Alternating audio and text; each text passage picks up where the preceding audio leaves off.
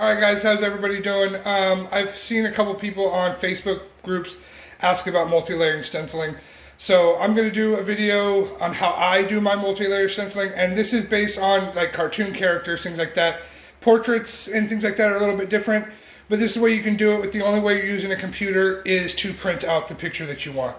Alright guys, so let's head out to the garage. I'm only going to actually show the basics of it and explain it. I'm not going to make you guys watch me go through the entire process, but I will give you an explanation and understands what process I do.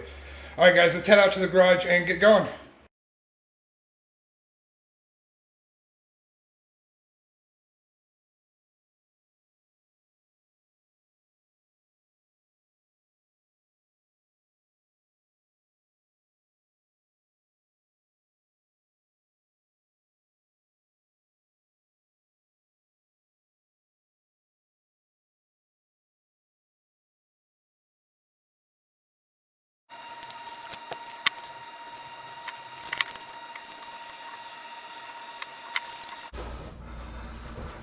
Okay, so once you've got your papers all taped up, you want to take a piece of charcoal and get across the back end of it.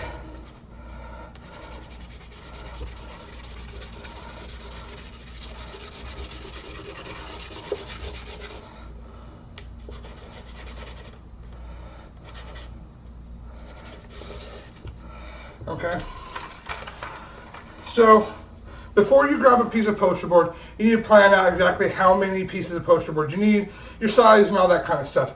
So we're going to separate this by color. First, the outside layer is gray, so we're going to cut it as one big silhouette, and it's going to be your gray. Then we will get the black in there, and when certain things don't connect, you can, draw a line in between them to in order to, keep them connected, keep the holes connected and all that good stuff. Then we'll do the white. And you can always do the eyes along with the white and then just cover up the spots before you do the reds. So really this is more of a trace and transfer. So what we'll do is we'll take our piece of poster board. And the piece of poster board is big enough we can do it with two. So the first thing you're going to want to make sure is that it lines up every single time. So you're going to want to take the corner of the piece of paper to the corner of the poster board. Tape it down.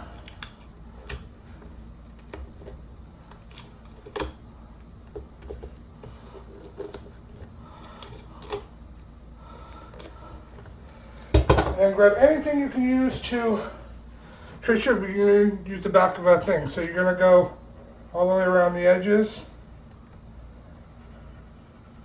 Normally I prefer a pen. Pen works great because it tells you where you've already traced at, and so on and so forth.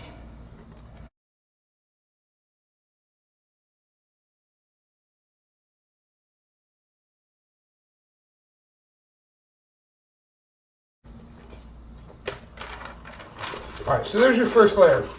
Now the first layer you're also going to use as the gray and as your negative. So once you finish it, you can put your negative on top and do the spray around.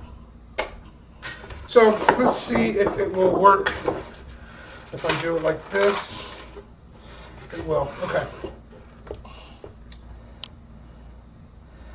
So we can separate and do our next layer. Okay, so another thing you want to make sure of is when you're putting it on, whether it's the poster board, whatnot, that you are lining it up with the next piece. So you can cut a little niche in the bottoms of each one as long as they're all exactly perfect and all aligned. That way you know exactly where you need to put your poster board and you're not kind of gauging it and it ends up off-centered or whatnot. But that is how I do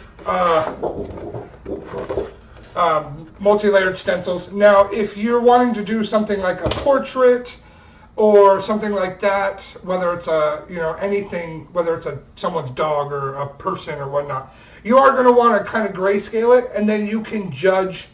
You can either use a program like GIMP to layer it out, or you can just grayscale it and judge where you want each color, where you want the black, where you want the light gray, dark gray, so on and so forth. I did that for a while. It's a lot of fun. The multi-layer stenciling can be pretty tedious and it can take a while depending on you, but I prefer to use poster board and the trace and transfer as my preferred method. Some people, you can use the hot X-Acto knife and the plastic, but when I want big stencils, it's best to use the poster board because they're already the size that I need. Alright guys, well that's how I do my multi-layering stencilings. You guys have fun.